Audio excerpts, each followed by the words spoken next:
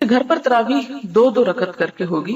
کوشش کریں کہ جتنی صورتیں آپ کو زبانی آتی ہیں وہ ساری کی ساری آپ پڑھ لیں. آپ یہ بھی کر سکتے ہیں کہ ہر 2 رکعت میں ساری صورتیں پڑھ لیں تاکہ آپ کا قیام لمبا ہو جائے. اور اگر آپ قرآن کھول کے پڑھنا چاہتی ہیں تو اس کے لیے یہ ہے کہ ساتھ ایک ٹیبل رکھ لیں جس پہ آپ سپارہ جو آسانی سے رکھ اور اٹھا سکیں. تو قیام میں آپ سپارہ اٹھا کے کھول کے پڑھ لیں اگر آپ کی قرات ٹھیک ہے. اور اگر آپ پڑھتے بھی غلط ہیں تو پھر آپ کیا کریں گے مسکین. تو اس صورت میں تو فائدہ کو خاص نہیں ہوگا. اس لیے کوشش کریں کہ آپ وہی صورتیں پڑھیں جو آپ کو اچھی طرح آتی، اور کوشش کریں کہ آپ اپنی زندگی کا کچھ وقت لگائیں کہ آپ اس بات کو اچھی طرح سیکھ سکیں.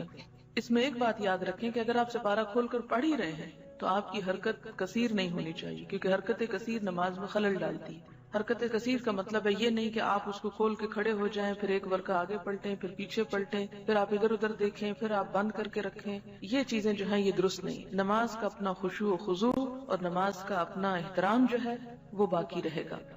فرض نمازوں کے علاوہ نفل نمازوں میں قرآن کریم سے دیکھ کر تلاوت کرنا جائز ہے. حضرت عائشہ رضی اللہ تعالیٰ عنہ کے غلام ذکوان قرآن کریم سے دیکھ کر نماز پڑھایا کرتے تھے. اسے بخاری نے روایت کیا ہے. صرف خود نہیں پڑھتے تھے بلکہ پڑھاتے تھے. اب اس کا یہ مطلب نہیں کہ سب حفظ بند کرتے ہیں، یہ حفظ کرنا چھوڑ دیں اور صرف آسان طریقہ اختیار کر لیں. نہیں، حفظ کرنے والے حفظ کریں، لیکن پاسبل نہیں کہ ہر جگہ حافظ موجود ہو. تو پھر ایسے میں تو قرآن پاک نماز انسان پڑھ ہی نہیں سکتا. تو یہ چیز چونکہ صحابہ کے سامنے ہوئی اور کسی نے اس کو رد نہیں کیا، اس کا انکار نہیں کیا، منع نہیں کیا، ناپسند نہیں کیا، تو اس لیے اس کا جواز موجود ہے. نفلی عبادت میں جب تک شوق اور رغبت رہے کرتے رہنا چاہیے. تکلیف یا تھکاوٹ محسوس ہو تو چھوڑ دینا چاہیے. عبادت میں اعتدال پسندیدہ ہے. حضرت انس رضی اللہ عنہ کہتے ہیں رسول اللہ صلی اللہ علیہ وسلم نے فرمایا نفل نماز اپنی طبیعت کی خوشی اور شوق کے مطابق پڑھو.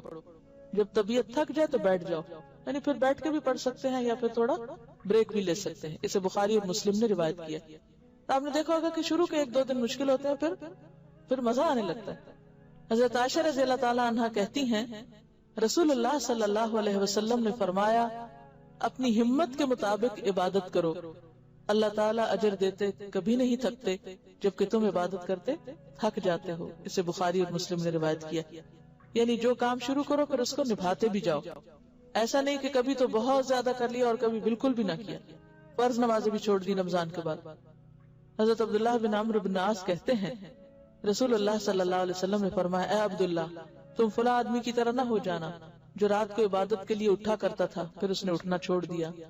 اسے بخاری اور مسلم نے روایت کیا ہے. یعنی خواہ تھوڑی عبادت ہو لیکن کیا پسندیدہ ہے؟